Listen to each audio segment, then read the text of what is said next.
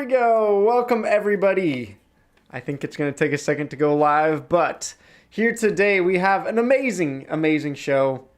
Glad you can all make it here. We are streaming, I believe, on 3 channels right now. So wherever you're from right now, whether you're on my channel watching, or Steve's channel, or Jim's channel, thank you guys so much for being here. And hopefully my computer can handle it, because it looks like my webcam's freezing a little bit. There we go. Trying to catch up there. So today we have another Splinter Talk. I don't know if we'll actually name it or something. Maybe we'll name it one of these days, the Splinter Talk Show. But we have Steve, Jim, and Ashley here today. So we'll start with let's start with Jim here in the bottom right corner. Jim, how's it doing? How's it going? Oh, hello. Rather? And if for people that don't know you, it's going well. My name's Jim Morgan. I am the creator / co-founder, whatever you want to call, of Hobbies and Happiness, which tends to be what the H&H is for at the end of my name. But there might not be one right now. Hint, hint. Wink. My bad. Let's get that. And but aside from that, I'm trying my best. And but aside from that, I'm sure people have seen me all over the other Splinterland people's channels. I tend to get around the community pretty well, and I'm also a part of the stream team. So once that's all set up, we're gonna be streaming for Splinterlands officially. Nice. And so since you've been everywhere on everyone's channel, whose channel is the best? Oh, there's this one guy named Luke, I think. I think that's his name. Wow. He's not like a big time YouTuber. Yeah, but he sounds kind of lame. That's awesome. Well, thank you for being here. Next up, Ashley. For those of you who don't know Ashley, she's an awesome Splinterlands player on YouTube. So Ashley, tell everyone a little bit about yourself. Hi guys, I'm Ashley. I started Splinterlands YouTube just maybe 2 months ago. I'm just doing it for fun. It's not super serious yet, but I guess people like me because they keep inviting me to stream. So I'm very happy about that. There you go. How many subs do we have to get you to before it's super serious? Nice to meet you guys.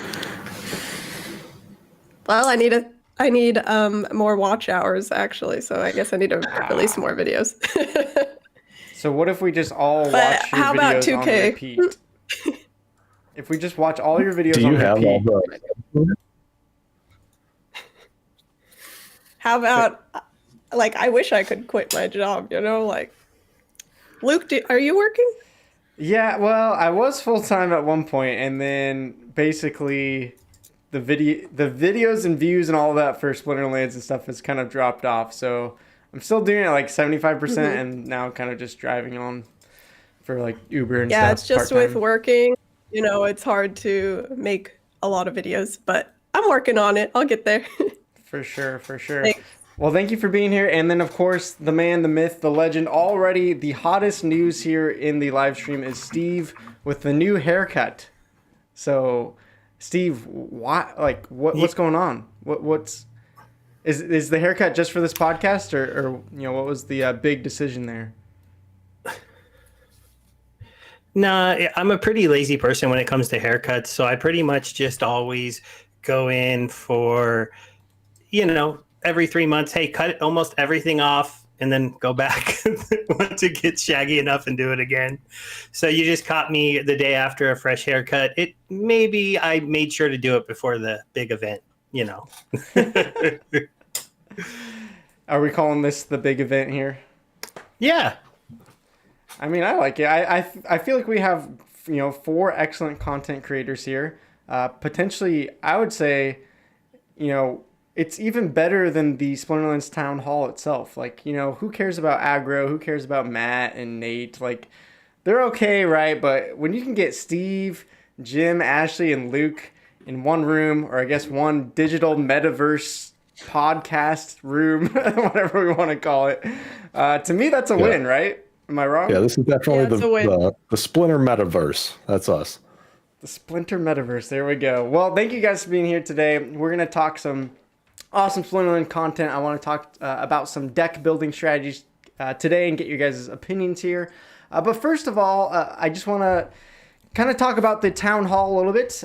Funny enough story for me, I didn't even get to watch the town hall because I bought a new PC, planned on setting it up, and, you know, I was like, this is going to be awesome. The stream's going to run so much smoother. Everything's going to be so much better. I can play all my Splinterlands matches in full HD, you know, like 6 speed. I don't know. But unfortunately, I kind of hit snag after snag and was like literally trying to still get everything ready for the stream. So I axed it, reset up my old computer. So sorry if the stream is a little bit buggy. We'll try to keep it smooth as possible. And unfortunately, that means I didn't watch the town hall. But I know, Steve, you watched, I think, the whole thing, right? Yeah, I was able to watch it while I was at work today. It was a slow day, so I had it on in my ear.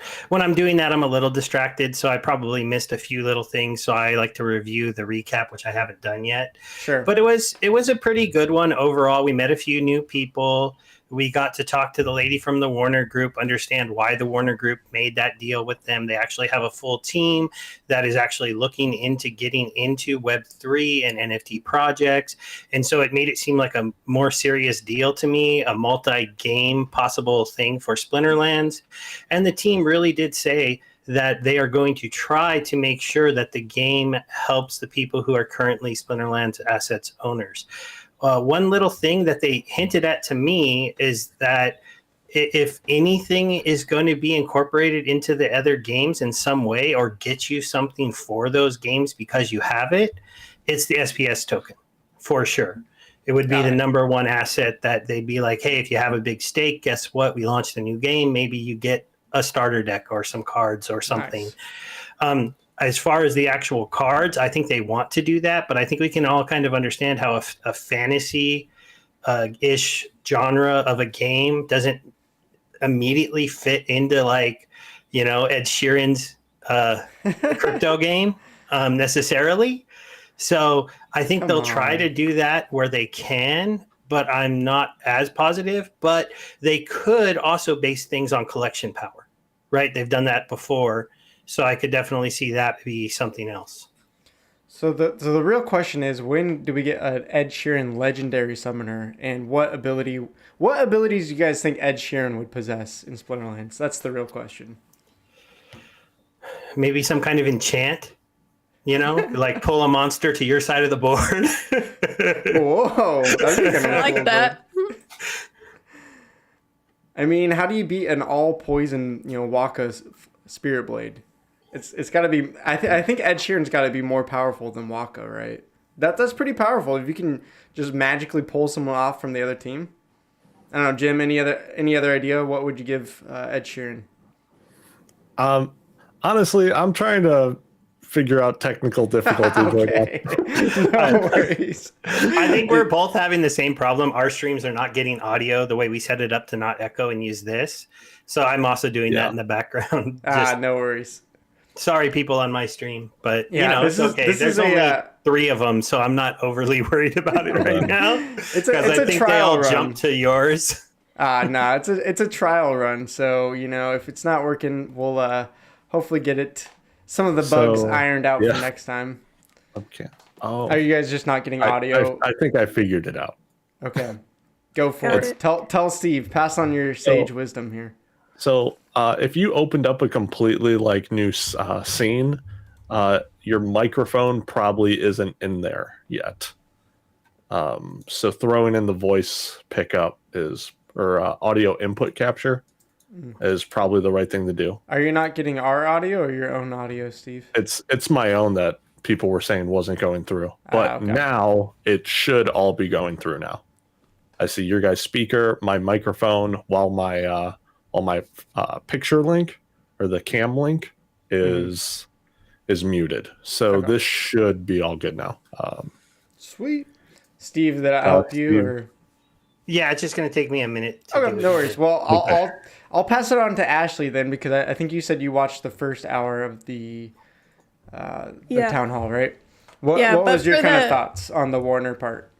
I didn't get to the Warner part. Oh, bummer. But I did have an Ed Sheeran answer. What about lullaby and he puts monsters to sleep. I don't know. Oh, He's a singer, right? I don't Yeah. actually know much about his music, but it's kind of like a it's kind of like a stun in that sense. Then yeah, it's the same as Stun. But I was trying to be creative. maybe he just plays a song and it confuses them, so then they attack. It's like confused.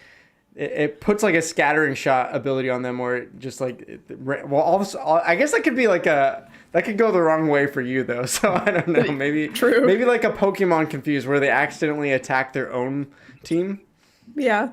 That's There you where I go. got lullaby from, like Pokemon, like sleep. Right. But something I thought was really cool from the AMA was the marketing update, how they said that Chatter and Hardpoint are going to go to some conventions, and Hardpoint is going to speak at the Game Developers Conference, and Chatter is going to speak at NFT LA, and they're going to have like actual panels that they talk about Splinterlands. So I thought that's pretty cool.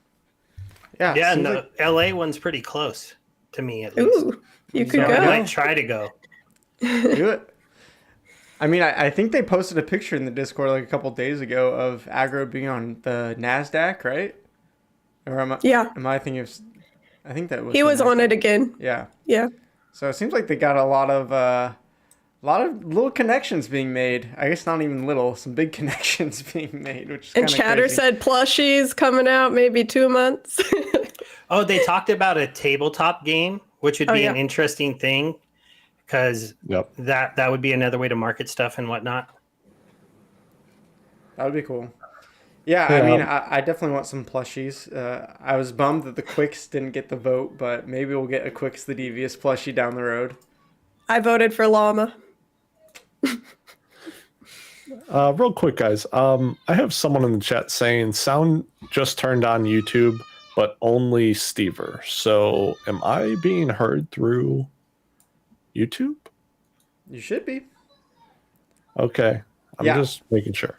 Yeah, All right, Terrence says, yeah, hear everyone okay. You're good. We're not cutting you out of the stream. perfect.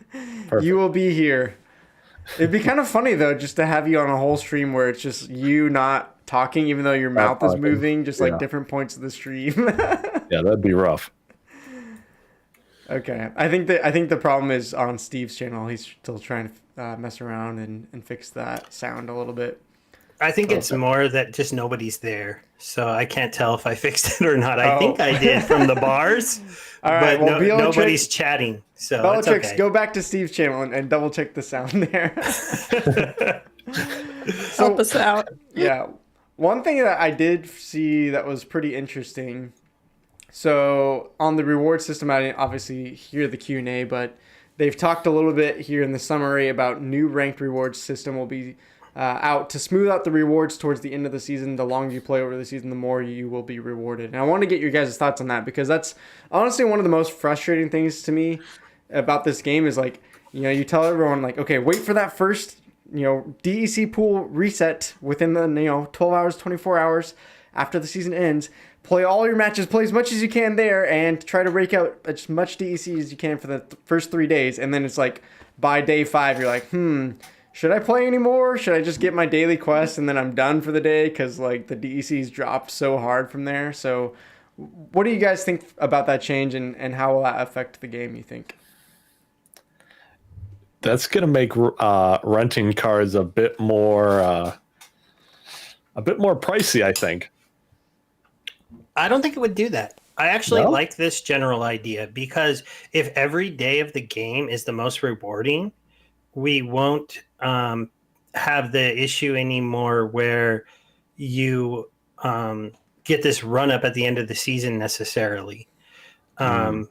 To me, so while maybe you won't have the super cheap rentals at the start of a season, you also won't have the super expensive ones, and it would probably become, I think, a little more stable, and you'd see a little less canceling out and stuff like that. And I think it's a really good change and a really good idea, because it's not really good that some of your biggest streamers and biggest YouTubers say, yeah, I pretty much play until like there's 3 days in a season left, and then I stop and rent all my cards out.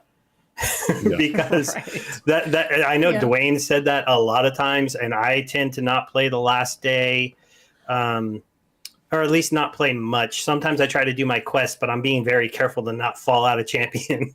And if it gets Yeah. dicey, I go, never mind. Well, I mean, people are still going to also be pushing towards the end of the season because you don't know, especially for the leaderboard or if you're trying to get to that next league. Yeah, They I don't mean, know if they're I even think going to make it. I think it's not even the last 3 days though. It's like literally after day 3 or 4 of the start of the season. It's like, especially on my alt account, like, you know, gold, if you're gold or above, okay, you're playing every day. You're still earning, you know, potentially 5, 10, 15 DEC. It still feels as, you know, maybe not as rewarding as getting 20 per win. But when you're in like silver 3, like on my alt account that I'm renting to silver 3, it's like, okay, the first couple days I'm getting like 3 to 4 DEC, which is like enough to at least make on rentals. And then by day 5, it's like, hey, each win drops, you know, all the way down to 1 DEC per win. And you're like, well, I guess I'm not making anything back besides just my daily quests now. I don't know, Ashley, have you had that experience? Is that pretty like demotivating to you after the first couple days of the season? No, because I don't rent any cards, so I just like any DC I get.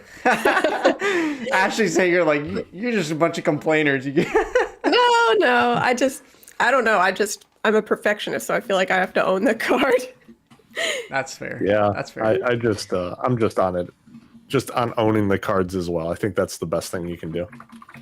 Yeah, If we'll you're see how looking that to changes rent, that. do like I know tournaments. it's expensive though, of course, so not everyone can. But Yeah. I don't Well, have much experience with it. Yeah. I'm interested to hear from the chat and see if you guys agree. Like, do you guys often play for the first few days and then you're only coming back for the daily quests, or is that DEC still enough to keep you guys going? So we'll see when that change comes out. Another thing they said is Modern Wild format still going to be coming up soon. Released for first ranked play. Tournament adjustments are going to be coming after that. So what are you guys doing to prepare for the Modern Wild format? Is that something that's on your radar, on your guys' system, or you're like, it doesn't matter right now, I'm just focused on cards that I can use right now? Which essentially right now, if you guys don't know, is for those watching, we are pretty much in the Wild format because any card can be used right now. So are you guys building decks for Modern League, or are you just focused on whatever comes up right now for Wild? Man, I think having both is very important and playing both the formats. Or if you're just looking to have, if you're brand new, I think probably sticking to Modern is the right call. But if you guys have been playing a while, and not so much new, but also on a budget, I think, because some of those old cards are expensive. Some of them? We can see Yeah, now, we can see now that like a lot of these new cards are still doing extremely well against the old cards, right? Like it's not just a complete shutout. Oh, I didn't play in beta. I didn't get a lot of cards from Untamed. Okay, but like these new cards are great. Have you seen Deep Lurker? That a monster. Yeah, I mean, I tweeted out, I think at the very end of the season, I hit diamond rating with literally just level 4 summoners. So silver summoners, most of my monsters aren't even max level for silver. Yeah. And we're pretty much in the Wild format. You know, people are asking, you know, should I build a deck for Modern or Wild? It's like, well, if you build one for Modern, as you said, I'm still hitting like diamond rating at the end of the season. I don't know if it's supposed to work that way. That was the same thing that happened to me. I was telling Dwayne, I'm like, I have maxed out General Salone and maxed out Tarsa, and not even all my cards in those colors are maxed out. Everything else was level 2 or level 3, and I'm like hitting diamond. You don't need to max your cards out in order to climb. Yeah, and that's a bit of a problem for the overall game, in my opinion. Me personally, because I want to try to compete maybe to get into the top of one of the champion leaderboards, I'm going to be switching to Modern. And the main reason why is I don't have the beta 5-cost summoners. And when you're playing in champion, that's a big deal because they all do. And there's certain amount of sets where the 7 costs can't be used and the 5-cost ones just destroy you. The 4-cost, they can counter them a little bit. And if the legendaries we get are 6-cost, which is my guess, but it's just a guess, then maybe I'll be able to go back to playing. But my current plan is to rent out all of my alpha and beta cards that I have, finish off buying out the rest of the Untamed. I'm almost all maxed out on Untamed, almost all maxed out on the new set, and then go ahead and fork out the silly cash I need to get a few of those dice cards maxed out. It's going to be a lot of money, but I have most of them at a decent level, so it'll hurt a bit, but then I'll just be like, okay, now I can play against the top people, and there's no way you're going to pull cards that I don't have anymore, because that's been my frustration. Well, I mean, that, up there in the champion areas. Yeah, I mean, that to me, though, leads to a question which maybe is just for you, Steve. I forget what your deck level is, Jim. I know Ashley and I definitely don't have most of those old cards. But are you worried when Modern and Wild come out that more and more players are going to say that same exact thing that you said? Well, you know what? Some of these cards I don't have. Even if I have some of them, I'm just going to stick to the Modern format. Do you think that's really going to potentially decrease the value of those old, beta, alpha cards, those things that people are holding on to, or are you not worried about it losing value? Well, my card collection's my card collection. I'm not worried about the value. I think overall there'll be other ways that'll drive value into it. But if you're somebody that's worried about value of those cards, you're right. This could hurt the value a tiny bit. I do think the value will come back when Land comes out, because I guarantee you alpha and beta cards will be the best resource farmers that the game has. And gold versions will be even better. And maybe, I don't know, though. Those cards are so limited in scope when you look at them. And I actually think that not every player will make that decision, because until Untamed is not part of Modern. Because in reality, those are really rare to a lot of the new players. They're not going out. They're not buying llamas. They're not buying Jotins. Mm-hmm. And those are going to be, at least until we see what the new legendary summoners are, and we could be waiting a good 6-7 months without them even all out, depending on pack sales. So Jotun and Llama are going to be like the king of Modern with Kitty. And it's like, well, I have those cards, and I'm not going to lose to Valimore anymore because he just won't be there. So it just makes sense. And you know what? I might adjust my plan, but if I can start making, top 50 leaderboard and champion, that would be kind of cool, even if it is champion of Modern.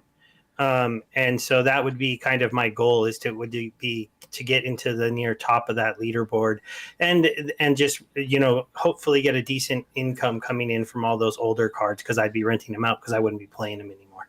Yeah. That makes sense. So I'm interested to see how that happens and, when that actually releases, although, as you said, Land could definitely affect that as well.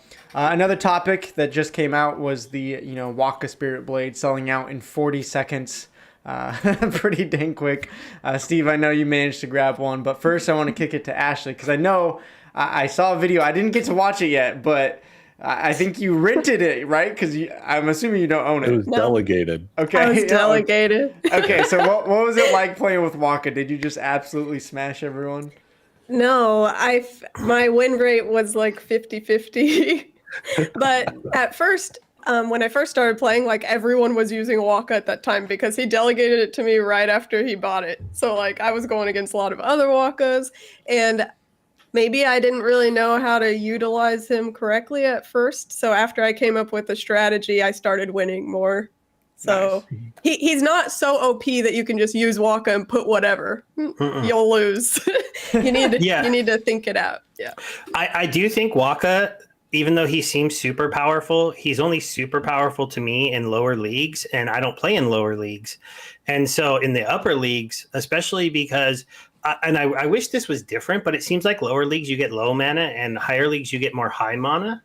And so in a 40 mana match, a 3-cost summoner, just as cool as Poison is, it doesn't compete with Blast plus damage and all that other stuff. So there's some niche opportunities where you can use him and he can be really effective. And he still is a very, very good summoner for the death team, because all of their stuff is usually debuff the other team, and he's actually a buff to your team. Mm-hmm. My strategy when I use him is I try to target different monsters, which is really counterproductive to my normal play style. So I'll have a sniper, a sneak monster, an opportunity monster, and a tank all on the board, which seems dumb until you poison the entire team. And when it works well, it's pretty cool. But there's actually, I don't know, it's funny. I didn't see all the counters to him until I started playing him, and I'm like, oh well, that didn't work. Yeah. Because even down in silver, it was kind of hard. Look, it's the Lorena and everybody. It's taunt and cleanse stops him. That's how you stop Waka. So if you don't want Waka to beat you, use a taunting monster and a cleanse monster, and then you can't poison the whole team. You can only target that one person, and then they get cleansed every round, so poison becomes irrelevant. Yeah. So, Jim, have you gotten a chance to either play or play against them? Actually, yes. What's today? Yesterday. I've lost track of days. Yesterday, when I was live streaming, we set it up to where I rented out a Waka, right? But mind you, my title was "Waka is bad, change my mind," right? So That's awesome. So I'm playing them, right? And I'm like, come on, 50-50 chance, get in there, poison. It didn't happen, right?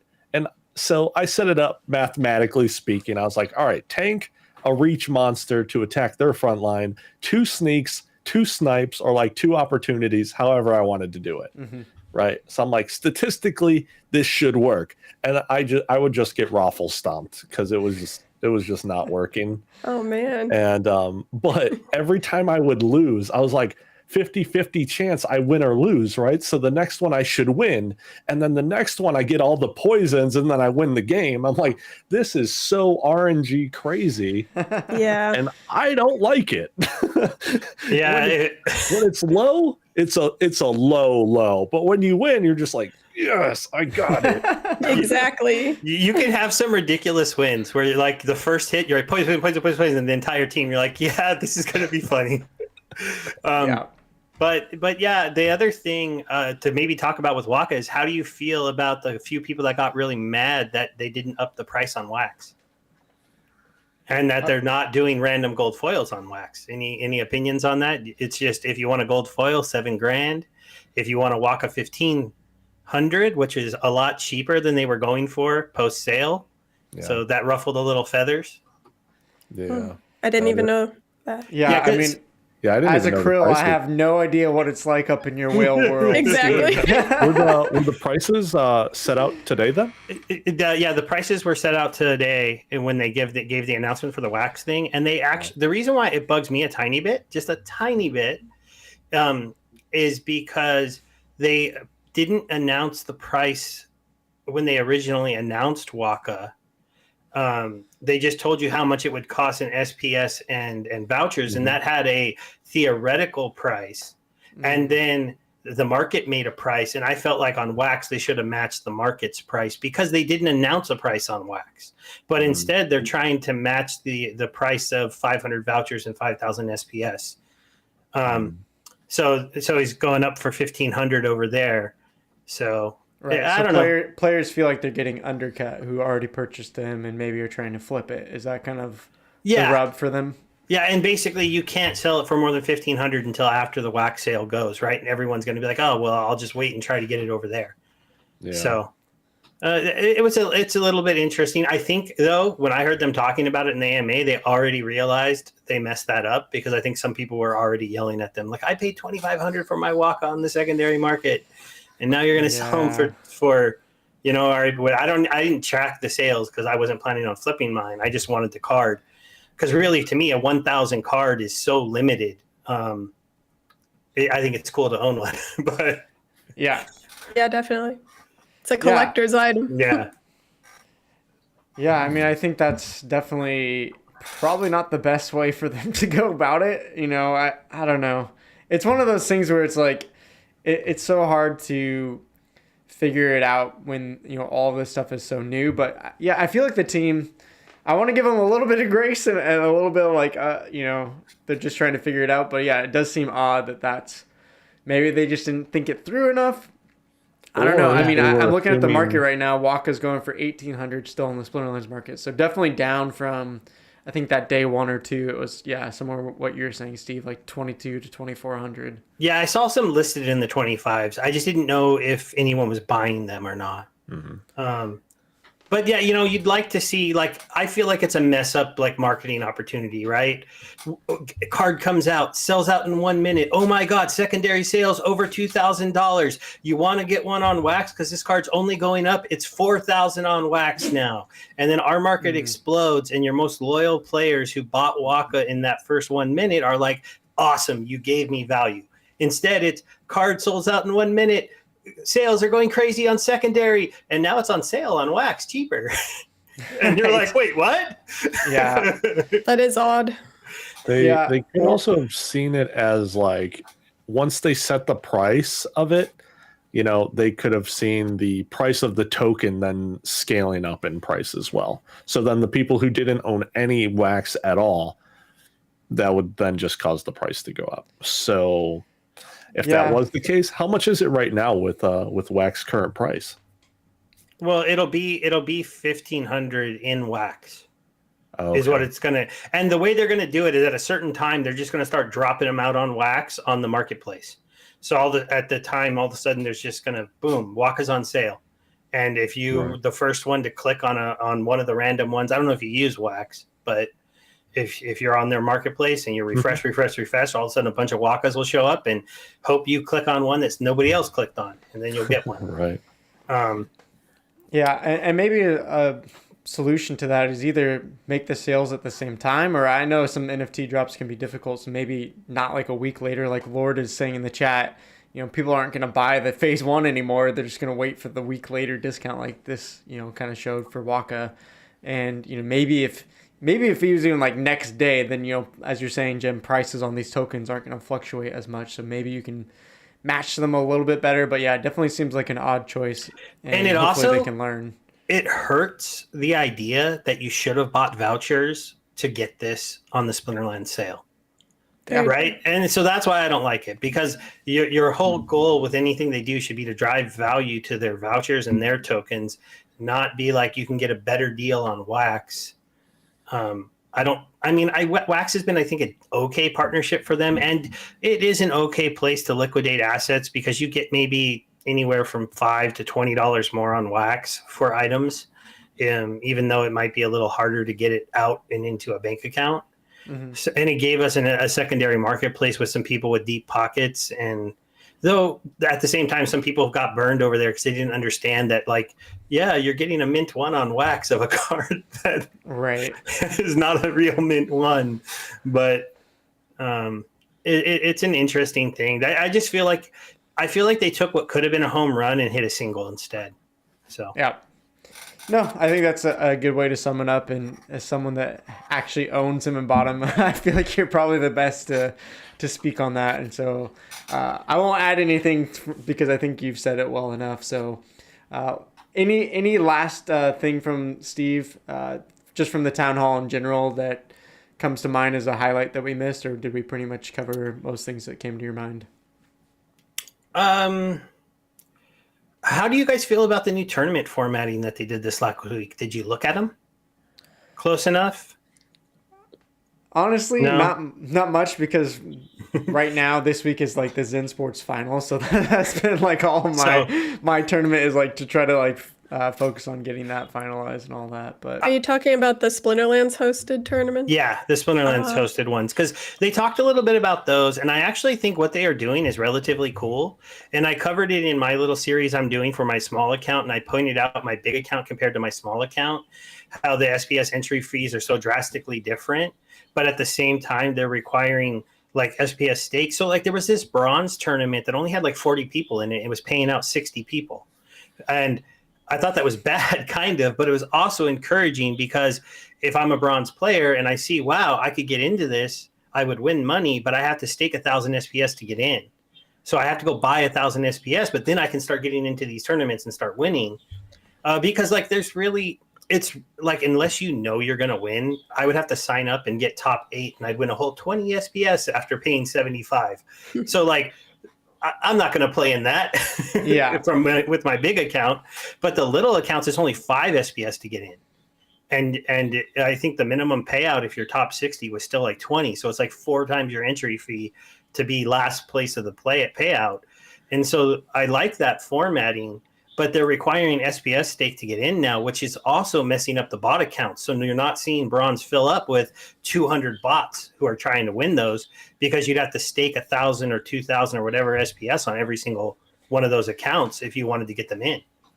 Yeah, I think the tough thing is for, especially bronze or silver players, like, imagine a player that just came into the last month or two. I'm finally at like 2,000 SPS thanks to some like generous gifts and also just grinding out this game for 6 months. But, for a player that maybe is coming in, buying $100 deck, like I am going to get like a good max, a couple leveled up summoners for bronze and stuff like that. And now I go look into a tournament and it's 2,000 SPS staked. I don't know if that is for the bronze. Steve, you'd have to clarify. I'm looking at it. It's Yeah, 1,185. Sorry. See, there it is. 1,000? Yeah. 1,185. Okay. Yeah. So, like, what player if they just started 2 months ago is going to have that much SPS unless they literally go out, buy $100 deck, and then also go buy whatever that is, $150, $180 of SPS on top of that? You'd be buying up more SPS than even cards. So I think that's a hard sell for a lot of new players still. I think it is. You make a point, but you don't always want to look at things from the krill or from the small player level. Yes, I do, Steve. Yes, I do. Also, I have to represent. His logo's a grill. Well, you gotta remember that Splinterlands needs to find a way to appeal to the competitive player. And the competitive player, especially a competitive Twitch player, if they have to go buy that SPS so that they can get into these bronze tournaments, because now they're playing real players, they get to dominate on people and they get a win. And it's a relatively quick stream if you set it up right and you show up on the last minute. You go do 10 matches, you crush everybody, you take your money and you run. That's a pretty good show. And I feel like that's what they're trying to get it ready for. The tournaments are not built for your $1 to 1,000 player. They are not even built for my 150 to hopefully around a couple thousand series that I'm doing. But it's more designed for the people that look at Splinterlands and be like, can I join this? Can I get into these tournaments? And what level do I want to compete at? Because just because I want to be a tournament player doesn't mean I want to be a gold tournament player. I can look at the different ones. I can go like, what? I'm going to get every single card I need in the game, but only at level 2 and 3. And then, that might cost, that's still going to be a pretty good cost. Sure. To be honest, but then they're like, okay, now I'm ready to dominate these tournaments and compete against these people. And Splinterlands does need to bring in those type of players. We need to also really encourage people to reinvest in their decks, and level up their cards, and to not be happy enough to have level 3 summoners that make it to gold because they rented some power and because while that stuff is cool for like personal rewards, it's not as cool for the growth of the game. Because like I look at the marketplace and cards are so cheap, but there's literally only 3 maxed out cards on sale on a lot of the cards. So if 3 people who wanted to max out a card came in, then the price on every card would just shoot up. It's just we don't have those players coming in. Sure. Well, yeah, I mean, I think there needs to be a balance for sure. And Jim and Ashley, I want to get your guys' opinions. From what I understand, neither of you guys play tournaments too often, but is that because of some of these requirements? Is that just because, like, I don't want to play tournaments or I'm lazy? I guess, like, what is the reasons for you guys? I'm a krill as well. And I tried to join these Splinterlands tournaments, but I don't have enough staked at all. I have 562, so I couldn't even join in the bronze one unless I wanted to buy more SPS. But I spend all my money on cards. Yeah. Jim, how about for you? I'm definitely not a krill, but my investment is a little bit different. So I am definitely more of an investor in this game than a player. Like I was saying, my highest is like red and white, but that's at level 4. Everything else is level 2 or 3. And but yeah, most of my money is not in cards. And I also, like SteveR was saying earlier, you don't earn money unless like you're going to win specific things. I just don't like that variance. I want to keep it as close to an ROI of whatever percentage that I think is good. and just try and see if I can, keep it along those points, those time frames. Yeah. So tournaments for me, no, thank you. Fair enough. Yeah, I mean, it is interesting, and this is maybe a whole nother podcast in NFT gaming, but in a sense, you can almost look at tournaments and some of these things like gambling, as you're saying, because you have to pay a certain amount to get in. Just like a poker tournament, you throw in $10 to try to win $100 in a poker tournament.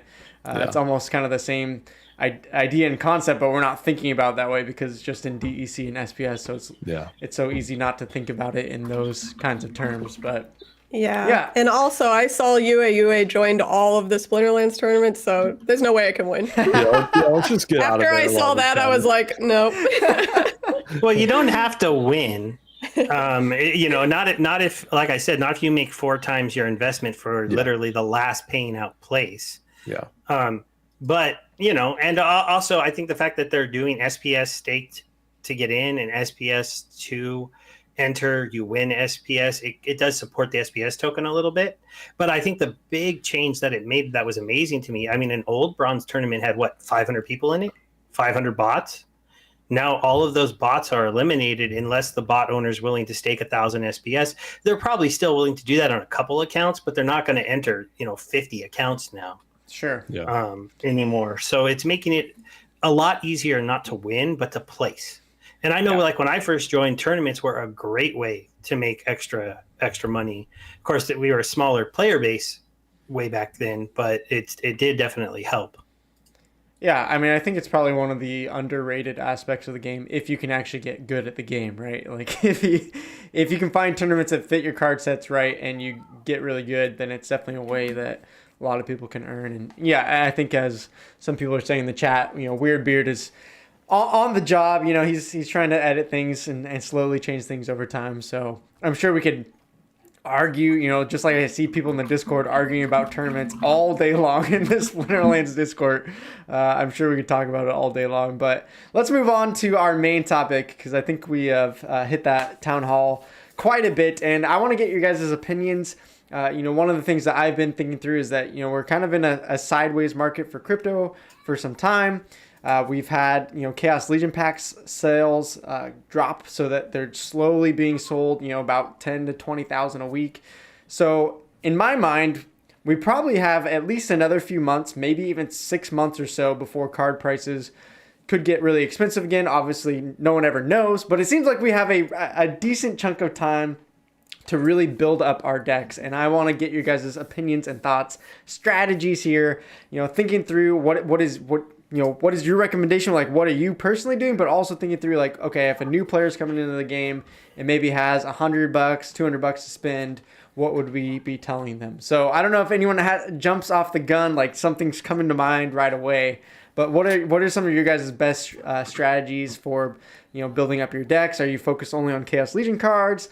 Are you focused on gold foils? Are you focused on legendaries? Just leveling up summoners for now, coming back from monsters, like those types of things. I think it'd be fun to kind of debate and maybe pick our brains here together. So, anyone want to jump out there first? Give a bold first go. Okay, I'll go. Okay. Go ahead. You can go. No, go ahead. I think Ashley should go. Yeah, Me? no, go. Okay.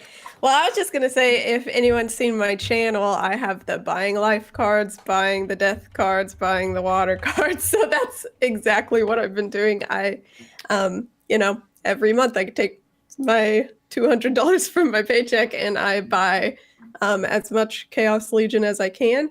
But now that I pretty much maxed for silver, not gold or anything, but maxed for silver 3 decks and dragons. I did the dragons too. Now I'm looking at Untamed, but you're right, it's a little pricey. So that's what I did. I maxed a couple of the splinters and then I'm able to get even on the top 100 in silver a couple times. So that's what I would recommend. That's awesome. So maxed out like literally every single monster from Chaos Not Legion every in those single decks? one, but okay. The ones I liked, most of them. Good Like ones. I kept out like one epic here and there and maybe one legendary that like Zach's Fool. I didn't really like that one, Yeah. Right. for example. But I got all the other dragons all maxed in. I love Chaos Dragon. He's great. Okay, and is Life I Deck love them. still your favorite? You're still your Yes, top? I play it the most for sure. But water's getting up there. Water's really good. When you do get Undead Priest, you'll like Thaddeus a lot more. Especially Undead Priest at level 3, and then it gets the magic on top of it, and you're just destroying everything. Okay, one day. I am liking Thaddeus. I like all my splitters, but I'm not really into fire. My fire is all level 1. Poor fire. Yeah. And I think Undead Priest, isn't that a beta or alpha? That's an old card. That's a wild format, not a modern. Especially when you go spend like to you guys. $80 on this one little guy. No, but I mean, I did. Old Man, another YouTuber, Old Man, he made a video on like how to play Life in low mana like a month ago or something, and I loved that video. And I went and bought Peacebringer level 3 or 4 or whatever it is, 4 I think, and I was just like winning all my battles. So Peacebringers there are really some good that you can splurge on. Yeah. Definitely. If you have the disposable income and you are bringing in money all of the time, that's a good idea to splurge on a few cards. You could maybe focus on Untamed if you wanted to try to maybe be a top silver player in the new set, since most of your cards are new. But then Peacebringer couldn't be played. I know. That's the one thing to remember. If you buy just a few old cards, then you're setting yourself up for staying in the modern set. I also bought Sea Monster thanks to Luke's tournament. Let's go. He was like, Sea Monster will win. Yeah, can't be stopped. For sure, if you're just starting out in the game brand new, you have a lower budget, like you said. Like I did my little 150 series where really I only invested $90 into cards because I bought Hive Power, because that series focuses a lot on using the Hive blog to earn like a few dollars to put into the game.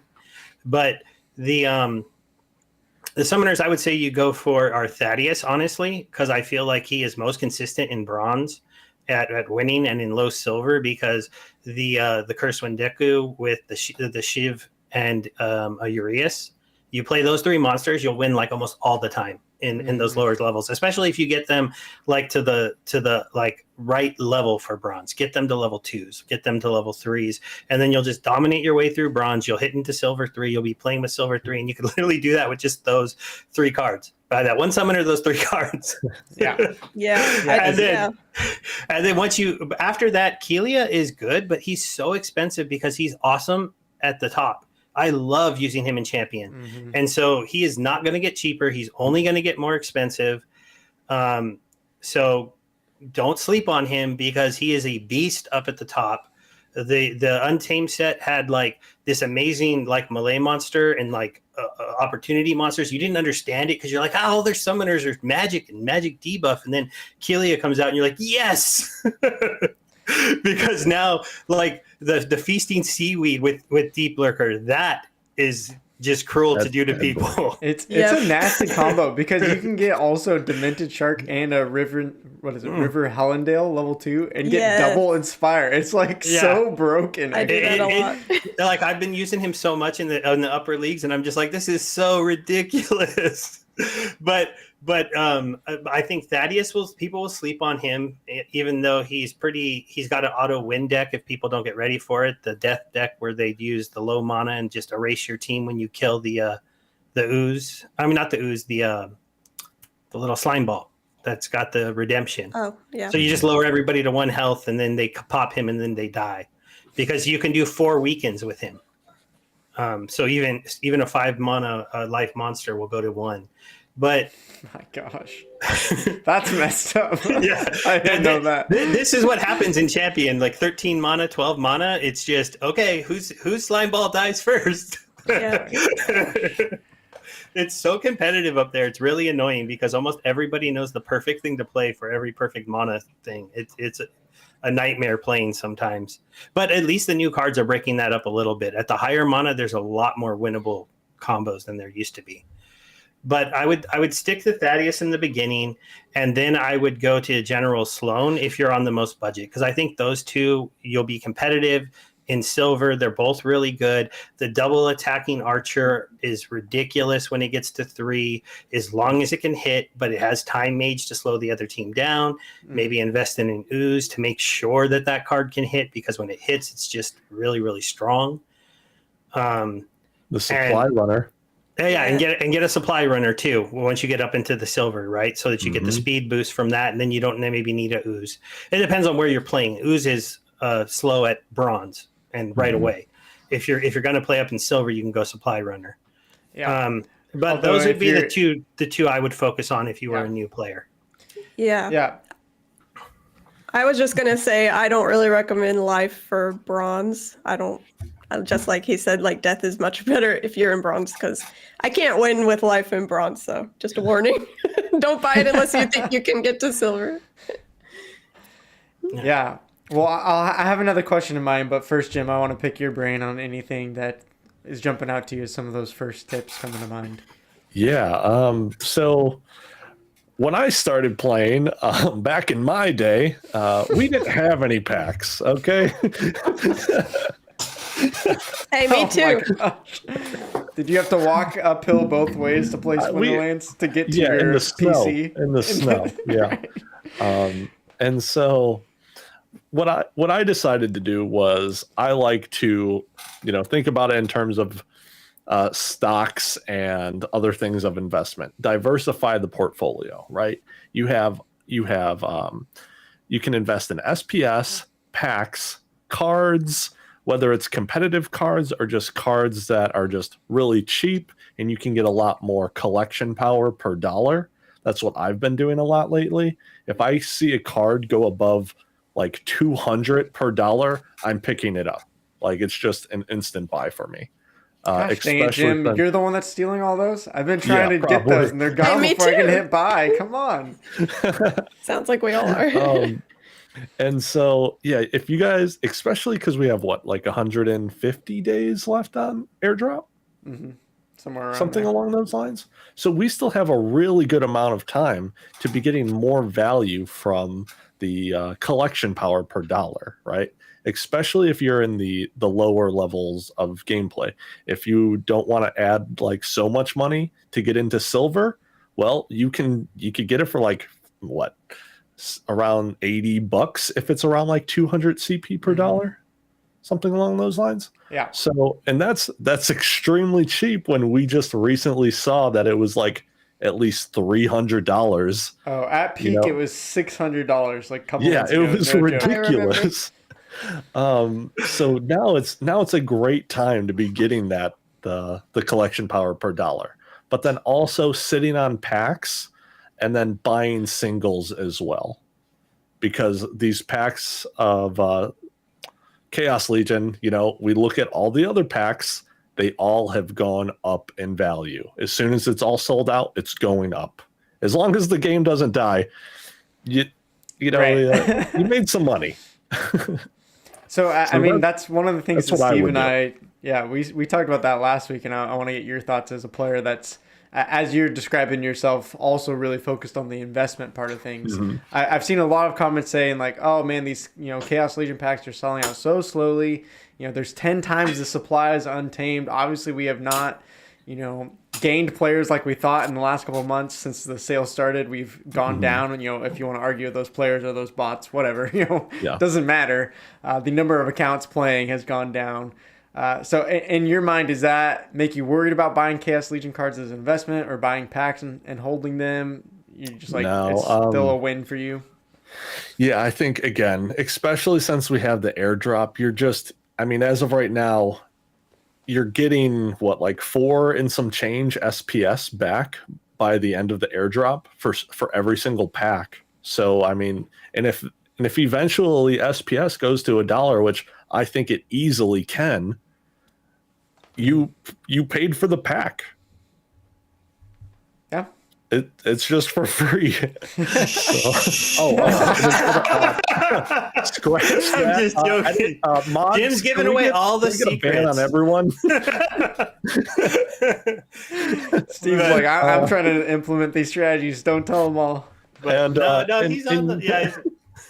And so another thing you can do is if you don't want to just keep saving up the SPS and staking it, it's like, all right, well, turn it into credits, go buy some more cards. If like you're perfectly content with only having like 50 packs, 100 packs, however many you have, turn that money that you get from a dividend. So if you guys don't know about stocks, some stocks are dividend stocks and they'll pay you monthly or quarterly.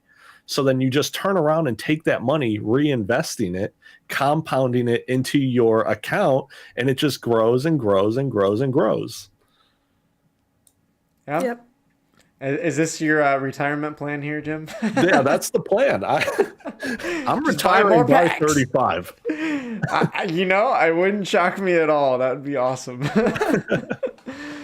Zerg Gaming says, Jim breaking it down for us. Preach it, Jim. yeah, Eli says, thanks for sharing some good insight. For sure. I want to ask you guys, one of the things that's always on my mind is, how do we get new players into this game? How do we introduce them? And, people are always asking me like, okay, I'm getting into this game. Like, how should I spend my money? And I want to get, especially into like deck building here, a question. A lot of players, when they're getting into the game, their first, instinct is, should I buy leveled up summoners and, kind of just stay in bronze and, spend like, if I spend $100 on getting some level up summoners, that's a big chunk of that budget, right? Versus I come into the game, buy $100 of just like what Jim was saying, those cheapest card power cards, just try to get to silver with level 1 cards for those, extra chests, those better odds at some better drops there in silver. So I want to get your guys' opinions on that. Some of the new players coming into the game, what do you guys recommend to them? Do you say, yeah, just go for leveled up summoners, they're cheap right now, just slowly build up your card power over time? Or do you just say, just get all that card power, at least get yourself into silver and then start building from there? That's a hard question. Do you want to have fun playing, or do you want to just be an investor? That's a good question, right? I think that's the difference in those two answers. If you're okay with being an investor and literally banging your head against the wall as you play with level 1 cards, because then you're not going to have any advantage in bronze. It's going to be a fight to get up. Then you could do it that way. I still think at least picking 1 or 2 summoners to get to level 2, and then maxing out the best cards for those summoners, just the good ones, and then starting to collect easy, cheap collection power is probably the easiest way to get the most bang for your buck, if that's what you're most concerned in. At the same time, I don't only want to give advice to players who have budgets that don't have the ability to do what Ashley's doing and just bring $200 in every month or every maybe 2 weeks, depending on your disposable income. That we got to, tell them, hey, you can come in, pick the summoners you like the most, get them to the levels, and then start buying those cards because they're really cheap on the marketplace other than the summoners right now. Get them leveled up and then start, figuring out your play style and what works well for you, and maybe a different thing stands out to you. And then also I want to just make sure everybody knows that if you do want to get into the Discords and into the different communities out there and into the Hive blog, it feels a lot better sometimes to get a cool reward and share it on Hive and get a few upvotes and have some people say, hey, congratulations. And if on the smaller side, I mean, there are tons of people that give away stuff on Hive all of the time. And you can so that's a good way you can get to meet new people and do things as well. So I do gotta say, I think we need to reverse the trend of people upvoting like, hey, look at this cool legendary that I just got in my daily quest. Like, they're already getting a legendary for that. We should start posting like, hey, look at my 1 potion that I got today, and just upvote that like crazy. Because come on, that yeah, we should do upvote bad cards like the lion. The lion is not a bad card. Don't shame our lions. We're over 2,000 now. Come on. Lion crew for life. So, Ashley, I want to go to you. What are your thoughts there on, I don't know how many people are coming to you trying to get into this game. What are some of your tips and things that you tell them to do as they're looking to buy cards? I agree a lot with SteveR. Like, when I came in the game last August, September time, the summoners were insanely high price. So I'm kind of like, I got like some trauma from that because I couldn't level up my summoners at all. I was like, whoa, I bought 1 copy of Oster and that was, can't level them up. So I would say at least level the summoners up to level 2, just like Stever said, while they're cheap, because they're not going to stay this price. And you don't want to be stuck like I was, because that sucked. So level them up at least to level 2 if you can, and then get some of the main monsters you really like leveled up, and maybe focus on just 1 or 2 splinters. And if you're in bronze, do the death. Yeah. I think you just coined a new Splinterlands diagnosis of summoner trauma. There was like I had money to buy the monsters, but I didn't have a summoner, so I couldn't play. So what was the point of buying the monsters? Yeah. It was hard. So I'm happy now. I got all my summoners. Yeah, that's a great tip. And by the way, Ashley, I don't know if you need to get going. I want to be respectful of your time since it's 8. I'm okay for a little while longer. Cool. Just wanted to double check. But yeah, I think that's a great distinction. I think one of the most game-changing parts of this game is when you can get leveled up summoners, and now you can actually theory craft to like, hey, which monsters now do I want to level up? Because before that, it's just like, okay, I guess I can grab a couple epics or legendaries, but it's still going to be level 1, right? And you know, the fun part, if you're not just going for investment, then yeah, the fun part is definitely like, what, you know, I have a couple leveled up summoners, like which monsters is going to be like this level 3 or level 4, or should I save it and not go for level 4 and so I can level up these other monsters level 2? Like it gets really fun in the theory crafting, especially if you're into strategy, which if you're playing a card game like Splinterlands, I would imagine you're into it because of the strategy, unless you're just here for the earning. But Jim, I'll get your opinion here as the brilliant investor of the group, apparently here. For you, I've seen people say this before of like, well, why do I want to level up my cards? Because, you know, typically the 1 BCX goes at a higher price. You know, if you have 101 BCX, typically you're going to get more value out of it than selling off one card with 100 BCX. So is that a struggle for you as an investor, combining all your cards? Does it not matter? Like, what are your thoughts there? That's why I decided to only play at silver. That's the like main reason, is because I didn't want my cards to lose value the more I up and up and up the BCX, right? So then since one thing you could do, which I would suggest, is you can max out your cards for bronze, or you could go a little further and make your summoners level 3. That gives you a higher win chance in silver as well, because if everyone maxes out their stuff for bronze, that sets you a little bit ahead of the curve. Now, all of your cards are 1 level higher, at least 1 level higher, and you get access to level 2 legendaries in silver for having level 3 summoners. You don't need to go that one extra step and get it to level 4 if it's a rare summoner. So now you can play Grum and have Void in silver, right? And you didn't have to like quadruple the price, or was it times 5? Because I think for level 2 summoners you need 5 and then 25 to level 4, correct? Something along those lines. Yep. Okay, so yeah, you can get a lot more advantage over the other players if you go that one little extra step. But 3 is a big step, though. It's 14 summoners instead of 5 to go to 3, and then it's 11 more to go to 4. It's 25. So it's almost triple the price of the level 2, but it's not 5 times the amount going to level 4. Yeah. So, you save some money. You can then start holding cards if you want for BCX price higher. And, but yeah, I don't really want to go above level 4 stuff. I'm always like, oh, look at this level 5 card. It's so much cheaper than all the lower, the lower level Steve, stuff. I want to hear from you. Yeah, as a player, a player with max cards, a lot of them at least. Is that a concern for you at all? Do you feel like the rewards at those levels, Diamond and Champion, is worth it for the trade-off?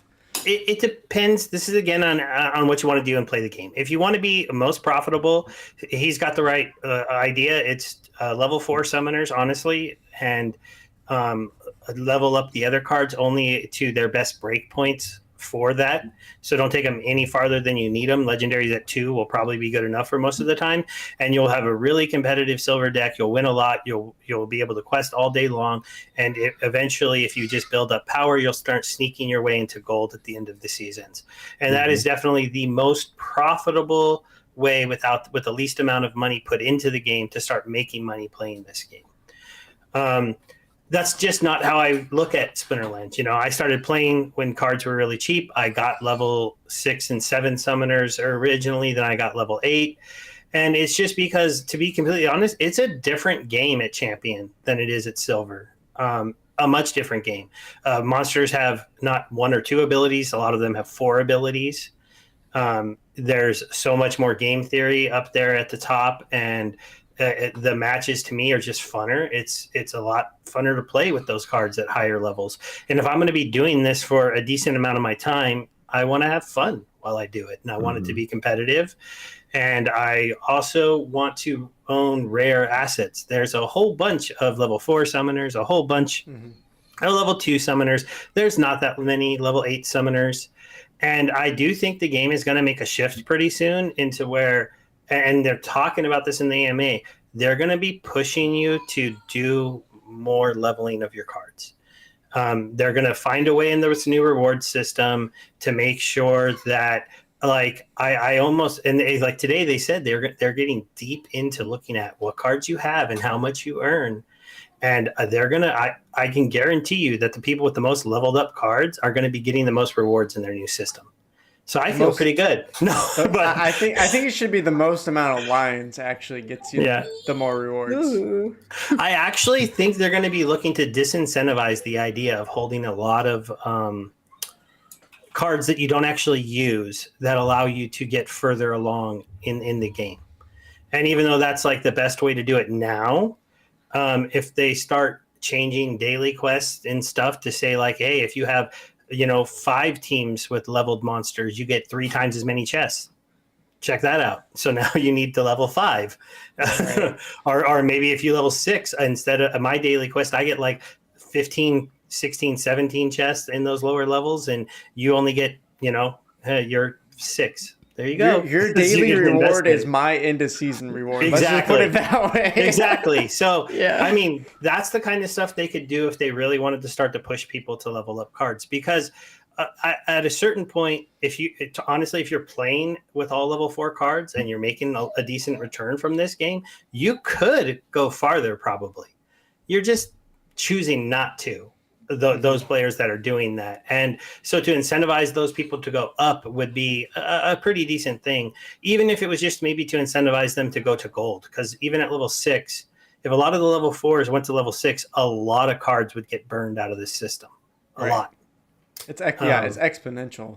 Especially in gold and into diamond. Yeah, like I'm working on the last levels of my my common Chaos Legion cards. The last thing I need to level up, and from my pack openings I got them all to about 8 or 9. But boy, buying 100 of those cards to burn them into it.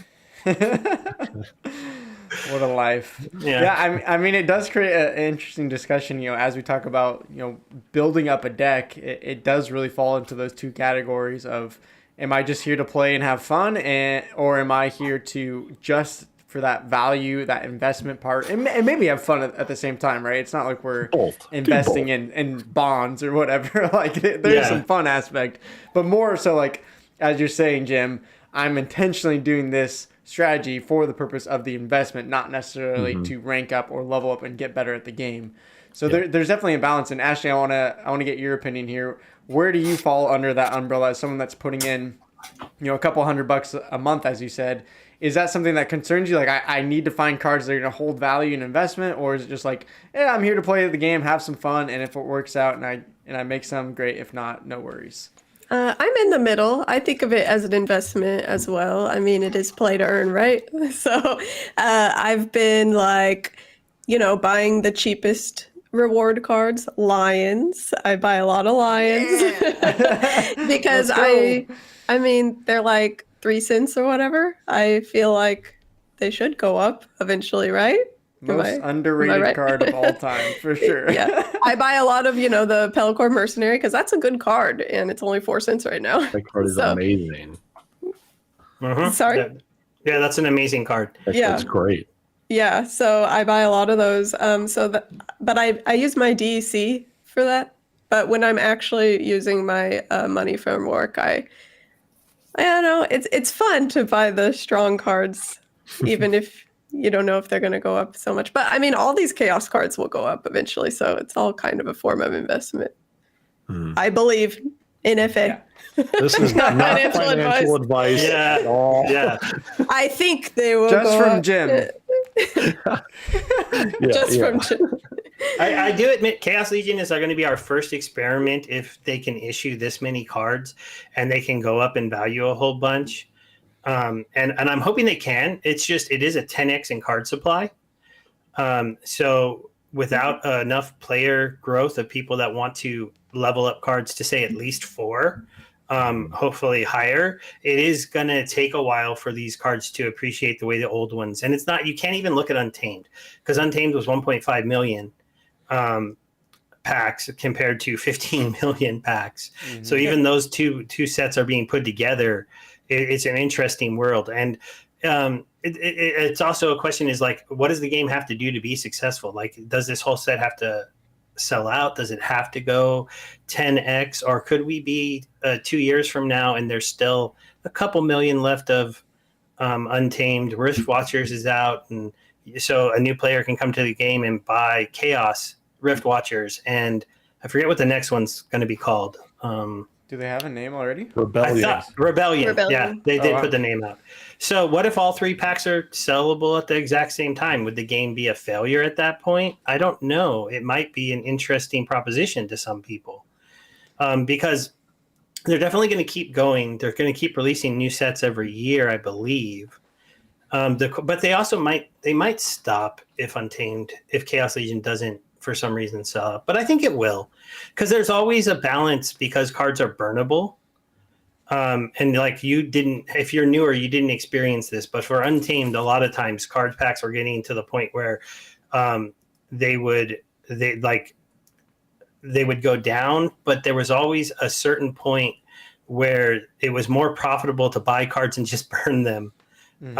When DEC moved in certain ways. So people would literally just buy packs and just burn cards. Do it again. And it was because, and you've never seen this because DEC is so damn expensive, but it used to be under peg, and you could use it in peg in store. So when DEC got down to like 60 cents on 1,000 crystals, you could buy 200 packs for like $110 or something. So you would just buy the DEC, buy the packs, burn all the cards, you'd get more DEC back, and you could just repeat this cycle. Wow. And so that will kick in possibly for this set after the airdrop ends, because DEC is there's not going to be a reason to hold it anymore in your account. And we could see it then finally crash down to like it used to be, where it's slightly under peg, but then it's peg in store. And then the card packs will have that mechanism again, where literally there are people who were watching for that, and once it hit profit, they would do it, and they would do it until it wasn't profitable anymore, and so the supply would just dwindle away into nothing. And it's really sad, because those cards, imagine how many Untamed cards just got burned into nothingness. That's sad. I could have used some of those. Yeah, me too. I'll take them. Don't burn them. And we, I don't know if we'll see that again, but I do know DEC is going to have a much harder time holding a 3x peg in the store, especially because they haven't even fixed DEC for certain things that you buy in the store. So you have to buy credits instead, or you'd be overpaying. So it doesn't seem like they're ever going to fix that. If it's always only $1 in the store, after you're not getting SPS for holding it, why do you hold DEC? Yeah, I mean, they got 150 days to figure it out. Yeah. Well, probably a little bit before that, because if they don't figure it out a month before, I'm sure everyone's going to start dumping their DEC. And I don't know if they care, because DEC is the earning token. I think they're completely content if it fell down to under peg, because actually it's a healthier overall economy if a DEC is under peg and you could use it at peg in the store, because it actually helps. It will help smaller players a lot. And you might not think it is, but like if you can't buy a $4 pack today because it's too expensive, well, imagine if you could buy DEC at 70 cents on the dollar, and now you're getting those packs for $3 or $2.80. Sure. In actual money. So now you're like, wow, I can bring some money in and buy these packs because I'm getting them 30% off. And if DEC goes low enough, I'm getting them 40% off. Right. Well, and I think that's going to be I think for me, the interesting thing to see out for Splinterlands this year. I feel like this last bubble of players, especially in the last 4 or 5 months when it's at its all-time high, was more of that conversation of it's all about the investment. Everyone's here to play to earn. Everyone's here to get that big DEC, SPS, airdrop, all those things.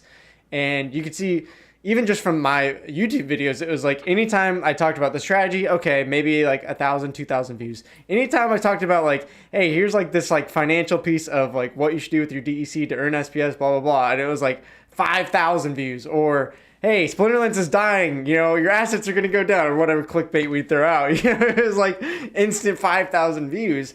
And it's like all these players coming over from other play-to-earn games because Splinterlands was hot, the DEC was, up, SPS was being airdropped.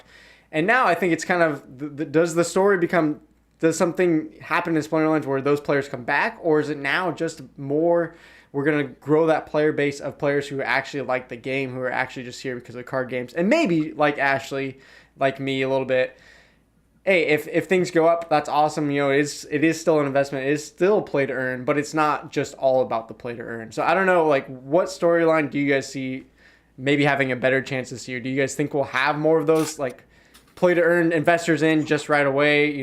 That is what explodes it, or is it more going to be like, hey, can we get those players who just like Magic the Gathering and want to do that online, and if they play to earn, great?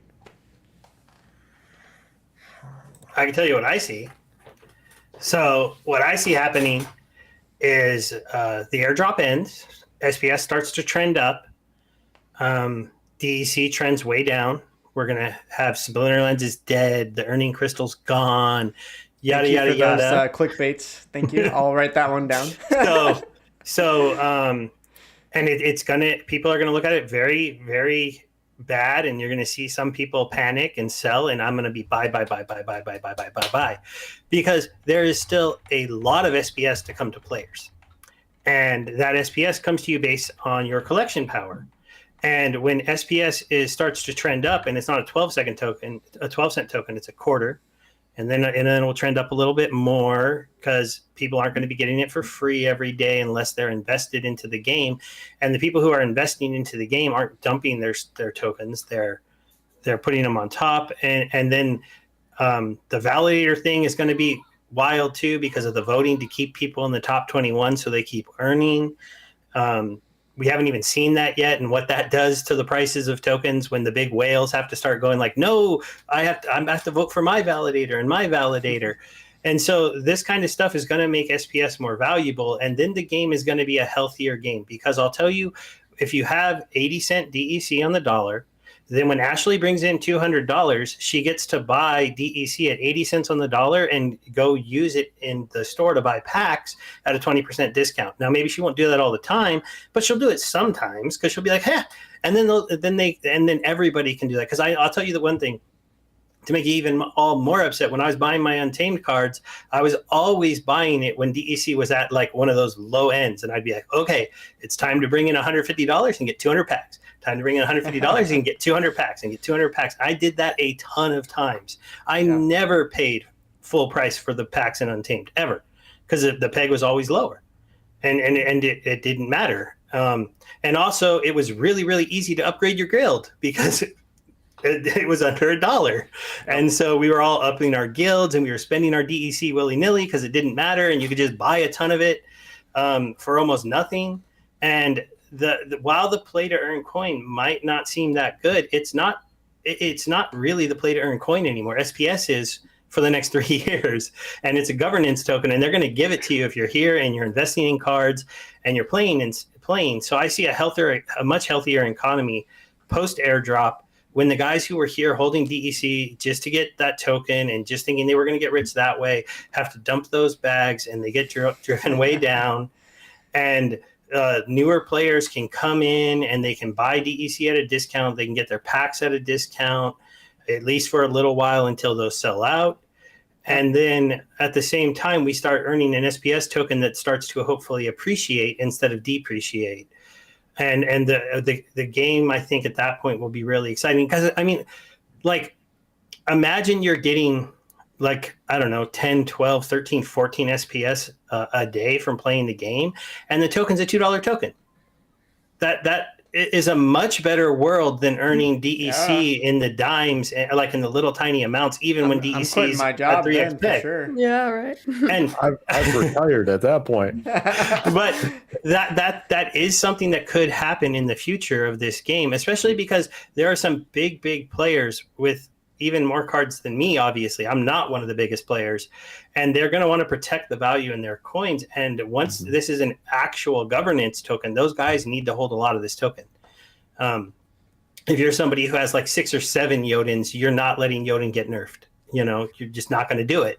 So you're going to protect him, and the top players all know each other, and they're going to protect those old cards. They're not going to let you nerf Ulama. Sorry, it's not going to happen. I don't even have a Jotun, and I don't want Jotun nerfed. I think he was beautiful. Yeah, same. Yeah, but there's players out there who talk about that kind of stuff, and really there are just noisy people in the AMA who probably don't really have a stake in the game. Just Kron. I'll nerf Kron. That's fine. That one we can nerf. You can't touch my Kron either, sir. My SPS stick says no. So that's the tweet of the day right there. You can't touch my Kron. How you nerf Kron is you just play Grum, okay? You just destroy him like that. There you go. Oh my gosh. I mean, they do a good job of introducing counters to a lot of cards. If you think, you know, Mimosa was really broken for a long time, and then they put out Llama, and all of a sudden you're like, well, now now there's an auto cleanse of my can't heal your tank.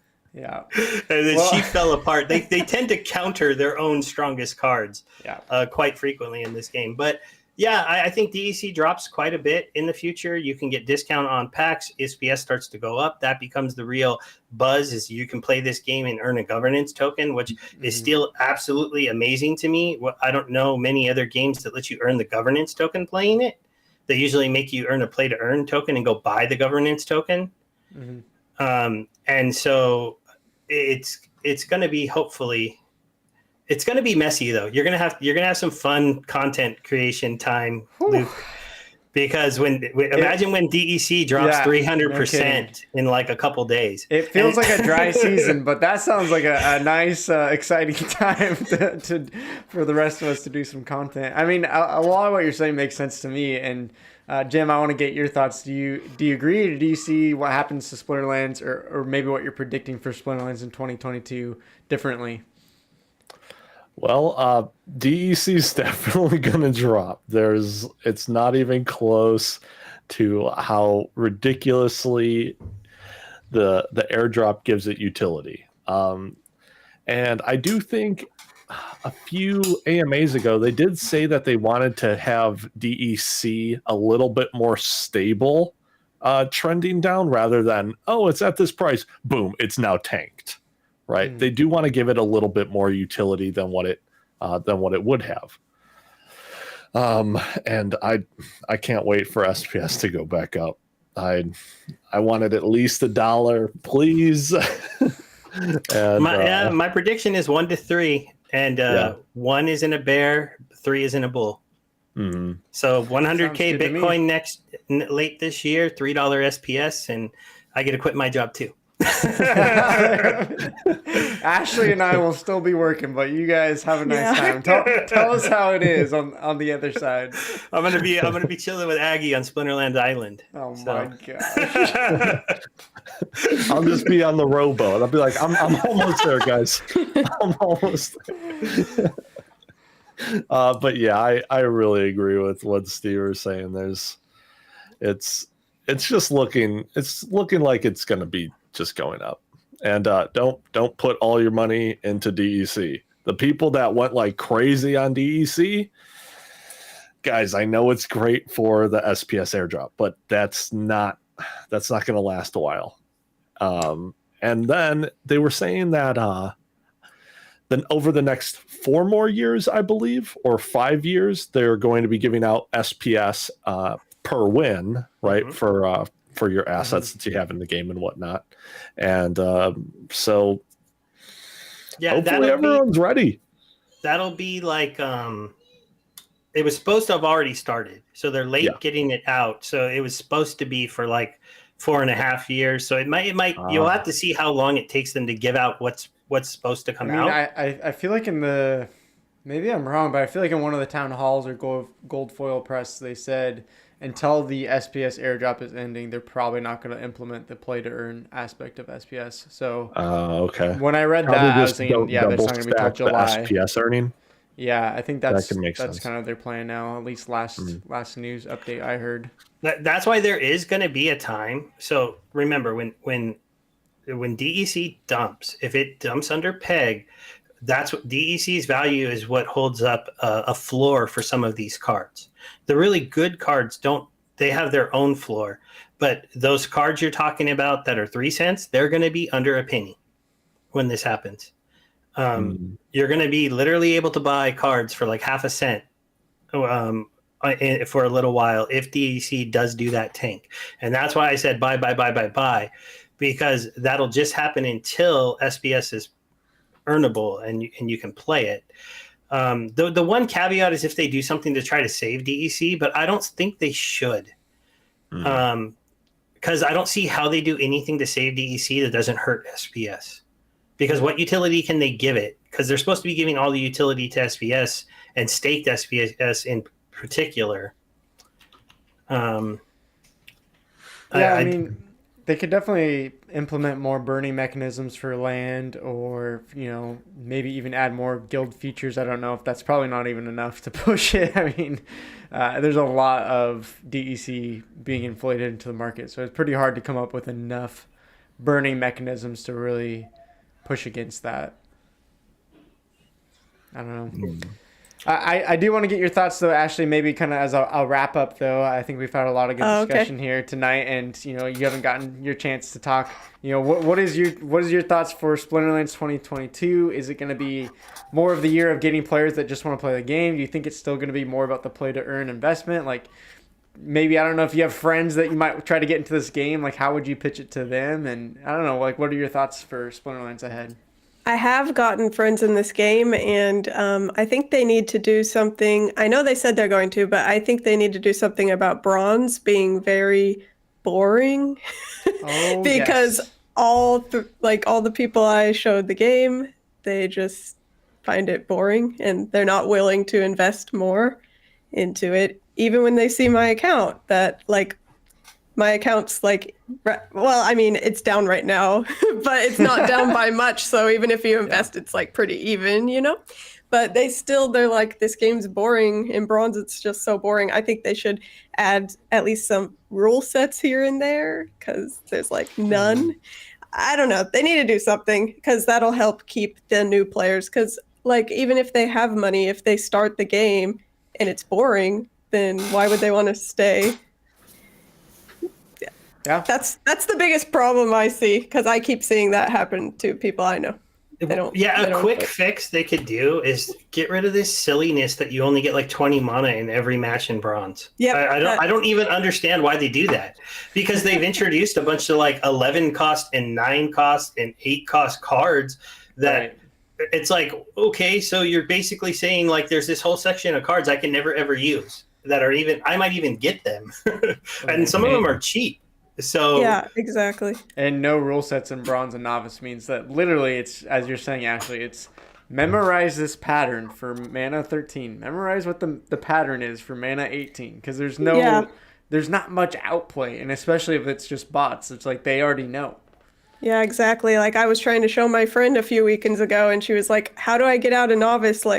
Nothing works. These bots are too strong." I was like, "I don't know." And I tried to help her, and I couldn't even do it. I mean, it's so boring. I feel like the only way to get a friend into this game right now, if I'm actually convincing him to play, is I would have to say, hey, let me delegate you some cards for 2 to 3 weeks, get you into at least bronze, whatever, 1, and just feel it out from there. But yeah, it's a pretty hard sell when, especially if they don't buy the spell book and they just try it with the starter cards in Bronze 3 Novice. Then it's like, just with starter cards, it is so incredibly painful, as you're saying. Yep. Yeah. You know, I mean, one they thing had I a know- few cards, but just level ones. Sorry, Jim. One thing I noticed as well. So a while back, before they got rid of the DEC earning in Bronze, before that got removed, it was my plan to just stay in Bronze, right? Because Bronze was ridiculously profitable a while back. And so I was getting cards maxed out for Bronze, and then it got to the point where I was in the leaderboard, and I noticed this huge change in the game's meta. Like, Bronze itself is just boring, right? As you're climbing the ladder, it's boring. Once you get to where everyone is like playing more competitive or more meta stuff, it's like this got a lot more fun. And it was the same thing like SteveR was talking about, like when up in the higher champion, it's a completely different game. He's having a lot more fun doing it, right? And I mean, sure, even speaking Bronze and Silver, especially Silver that I'm playing at, the ladder is a completely different monster than just climbing the ranks.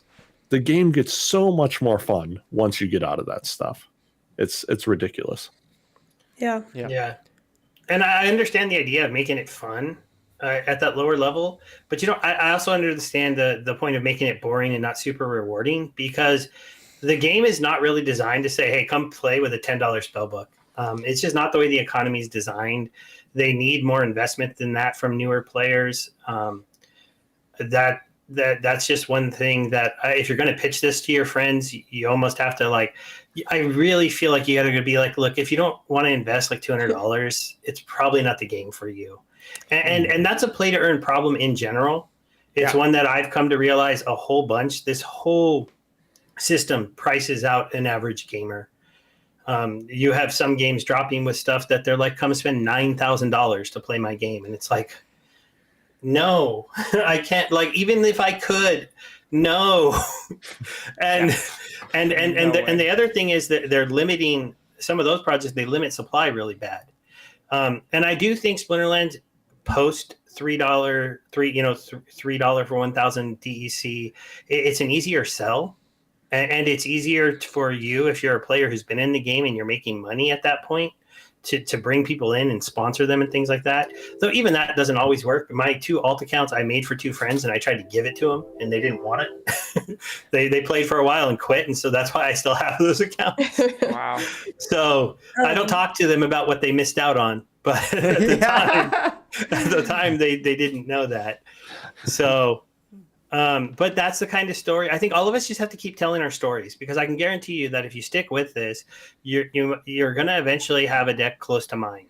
And if you keep telling that story to people, eventually, at least hopefully a few of them will see, if you get in, if you play with the current cards, if you invest at the right times into the ecosystem, which is going to be after the airdrop. That's going to be the best time to invest into the game. When the airdrop ends, DEC plummets, card prices plummet. It's going to be your golden opportunity to get in. And if you do, and you build your deck, and you hopefully have some fun, and you get into the community, and you get into a guild, and you start doing guild brawls, which is something that I think a lot of new players don't get to experience right now, because it's a ton of money to put together a guild, and so literally spots are auctioned off and stuff. I'm feeling the pain right now of starting ours. Yeah, so it's no joke. It's not, and that kind of stuff isn't supposed to be that way, because DEC is not supposed to cost $3 for 1,000 crystals. It's just not. The game economy was not designed for that. Because the other thing that happens when you're under peg, the algorithmic coin finally switches to print more DEC for your rewards instead of keeping, it re-switches. It tries to, the algorithm tries to raise price instead of right now it's trying to lower price. So it's just one of those things where I don't know. I when DEC was up at like 10, I immediately sold everything I had. Every DEC I ever made, I sold my account. I had this like massive account with like 1,000 DEC on it because I'm like, this coin is so overvalued. I can't believe, because in Champion I was winning matches pulling down like 900 DEC. I was like, all right, let's just go sell that. I mean, that's why everyone should follow Steve and not me. Steve made the smart choice there. Yeah, and I was just like, there's no way, this coin can stay there. And I admit, I was like, I sold some when it was like at like $8 and it went to 10, and I'm like, I don't care, I'm just going to keep selling. You can tell me I'm wrong, and then eventually, boom, it fell because it's a play to earn token. Yeah. Name one game where the play to earn token holds that kind of peg. There isn't one. Axie doesn't do it. SPL doesn't hold an amazing peg. Thetan Arena's coin fell apart. Any of the coins that are play to earn don't hold value. Yeah. They're meant to be like a little rewarding thing, but when they have great use cases, they can hold a pretty good value, but then you still get to use them for what they are. You could level up your guilds. You can still do discount pack buys. You can do, like, there's all these cool mechanisms that the current player base has never seen. You know, the cheap DEC to level up guilds, to make new guilds, to open up packs, to get yourself into that side of the game. And honestly, brawls are extremely fun. And then you get to buy those special packs, and then they're just free collection power for your deck. And if you're not getting to do that, that's like a big bummer, and it slows you down. And eventually, they're going to do boss battles too. And so hopefully that stuff gets a little bit easier for people to get into, because right now it's ridiculous. Like if you're putting in DEC to level up those buildings, it hurts because it's so much money. Steve, like, don't remind me. You're just pushing the pain point even more and more. It's better than it was like 3 months ago. So at least we didn't start back then.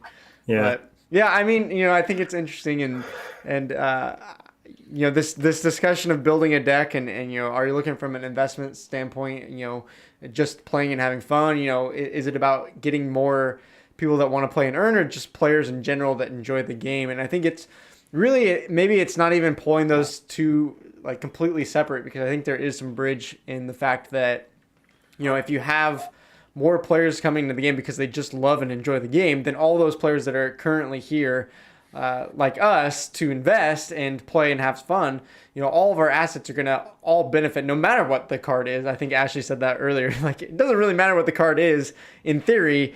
If, you know, a bunch of new players are getting into the game, then pretty much everything should, in theory, appreciate from here. So, you know, I think that's something that the Splinterlands team is definitely already thinking about and going to have to figure it out across this year. Is, you know, we saw that big boom of play to earn players, but now we need to see where is that big boom of just those normal gamers, those non-NFT gamers. How do we get them into the game? And then people like Jim and Steve are going to retire, and Ashley and I are at least going to have like a nice vacation or something. I don't know. I don't know, Luke. You might be alone because, you know, my husband plays this game too. And he's got a bag. Oh, he's got the bag. Okay, the secrets came out. We didn't know that. I got the mini bag. Oh, what? He's not sharing with you? No. In marriage, you're supposed to share everything. That's a crime. You should tell him. Well, we share when he sells his account. Right now he plays it. I think we need to call him out. I think you need, maybe we'll have him on the podcast next week and we can just say, like, come on, what's up? No, he's not delegating you some cool cards to sometimes. No, okay. So you just got a live stream, right? You just got to have him live stream and then just send you cards inside the game. Be like, oh, thanks, whatever his name is in game. Oh, you just sent me 10,000 packs. Thank you. Yeah, I can understand some people who have big bags wanting to stay secret. I didn't do a good job of that, and so. Well, it's okay. I had a question, Steve, about making bronze more fun. Would, like, having higher mana caps or implementing some rule sets, would that hurt the game anyway? No, I think that's why I said the higher mana cap was an easy one.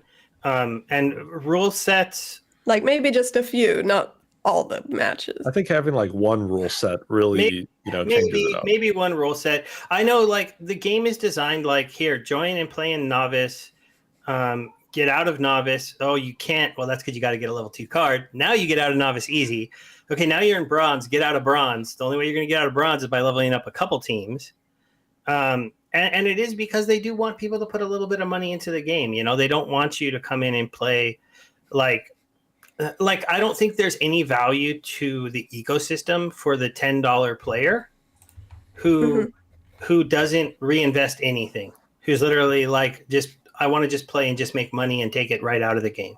Because honestly, that's not even a good story thing, right? Like, I played Splinterland and made $2 in 3 months. No, I mean, that's not a good story. The good story is I joined the game. I started playing. I played for a few years. I have an account worth hundreds of thousands of dollars or millions of dollars. That's the good story. And that story only happens if you're willing to come and do what you're doing. So you're on your way down that path. Hopefully we can keep the game popular. We can keep it going. And then eventually here, we're sitting here 2 or 3 years from now and land is out and we're hopefully watching people craft cards that totally change the game. And that's another income system, and their tabletop game is out and there's a competitive circuit and there's Twitch streamers streaming this game all the time, because that's what they're building towards. That's what they want. And if those kind of things can happen and the ecosystem can like really take off, it would be pretty cool. And if there's a whole bunch of little arcade games too out there that are just like a whole bunch of different ways to get people to come and look at the ecosystem and take part in it, it hopefully will work. I think it will. I mean, I didn't sell anything. I only sold literally, I think I sold 2 teams from one of my alt accounts at the top. And I kept everything else. And there was 2 level 6 teams, and I sold all my DEC up at the top, and I had millions. I mean, that's really what funded my entire huge splurge on pre-sale chaos. I kind of like hurt my brain when I think that I bought that many packs in the pre-sale, because it cost a lot of money to buy those packs. I'd be terrified. But yeah, I mean, I think going back to the original, like the bronze point, I think it's a little bit of both. How do we make sure it's not too rewarding where that's where people stay, but also how do we make sure when we're showing people this game before they really want to invest, they want to try out the game to see if they like it, and making it actually fun and engaging to where they actually do want to put that money because they've had that taste of fun and enjoyment. But yeah, I think it's a great discussion, and one that we can definitely have probably an hour long just on itself. Yeah. I think Luke wants to go. No. I think we should wrap it up here. I think it's been a good time. So I do want to give everyone a quick chance to just say goodbye and point people to where they can follow you at. So I think we'll do it in reverse order. If I remember correctly, Steve introduced himself last. So we'll let you go first, Steve. Where can people find you? So I'm SteveR82 on YouTube. I also have a silly Twitch channel that you don't really need to follow, because I'm not going to ever try to go to partner, but I stream over there too as well. I have a Twitter that you can find on my YouTube channel pretty easily. My real goal in all of my videos is educational, whether it's educational about Splinterlands and how I play the game and how I got into it and built up my account, whether it's about the DeFi projects that I use to take some of those profits and earn extra money in, or it's the new games that I'm starting to get into now, because I am trying to, repeat this. Because if I can do it a couple times, then I can definitely retire. But that's really my goal, and I just appreciate, again, being over here. And I'll try to figure out the audio issues. I ended up ending my stream because I couldn't fix it, but that's okay. Thanks for anybody who was there. Maybe we need to get together, just the two of us, and do some testing. We tried our best there. So I appreciate you being here, and hopefully we can get that figured out next time. Ashley, where can people find you at, and what do you want them to know? Hi, you can find me at Ashley NFT Gaming on YouTube and Twitter. And what do I want them to know? I don't know. I had a great time. That's kind of a weird question. I was going to say about yourself, but I think I just stopped. Well, follow my YouTube for, I mostly talk about Silver League. I was trying to do some bronze too, but it's too frustrating. I respect those people that can play bronze every season. So anyway, I'm mostly silver content. So thank you for having me. And last but not least, Jim, the great financial advisor. Yeah. You guys can find me on Twitch, Instagram, Twitter, honestly everywhere pretty much. TikTok? At Jim Morgan HNH. And I tend to stream on Tuesdays and Thursdays at about 2 to 4 p.m. Central Time.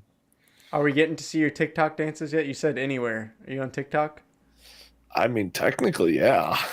Now, I didn't say I post a lot. But You're everywhere. There's no Wow. content, but you you are guys can everywhere. find me on Christian's Mingle at Jim Morgan. Oh my. Do you think Splinterlands would work on TikTok? I've seen some people try it. It's just like, oh, I opened a pack, and then that's it. I feel All like right, that was most. great. You didn't say anything. That I'm would be not- so hard. Could you Yeah. imagine trying to like film like 100 pack openings? Come on, Legendary. Come on. Come on. Yes, I got my TikTok video.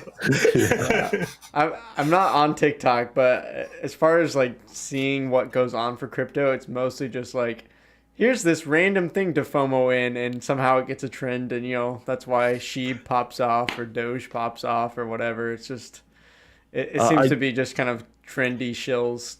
Yeah, maybe I I'll do make a wanna huge add- shill if it blows up, where I'll just show my account value in like a 2-second video. I do want to add that I'm not on OnlyFans yet. But like, if there's can we get a poll? Let's get a poll going. Oh my gosh. Are you telling me you're on Christian Mingle and at the same time you're going to be on OnlyFans? I don't think No. those work very well I'm not. together. Yeah, all right. I'm not actually on these guys. I'm not on that one. But yeah, Twitch, Twitter, Instagram. Yeah, I'm at Jim Morgan HNH. There you go. All right. Well, thank you guys for being here today. It was so much fun. Thank you, chat, and whatever stream you were watching. Thank you guys for being here. Much love, much appreciation. And we'll hopefully get to maybe do this every week. I don't know if it will continue to be Wednesdays and who will be on, but that's the plan. And of course, all three of you guys, it was great to have you on. So anytime you want to jump back on, feel free to reach out and we'll just get you plugged away. And hopefully we'll get everyone's stream up and running next time all together. So Yeah. take care, everyone. Peace out. Palam. Adios. Take care. Bye.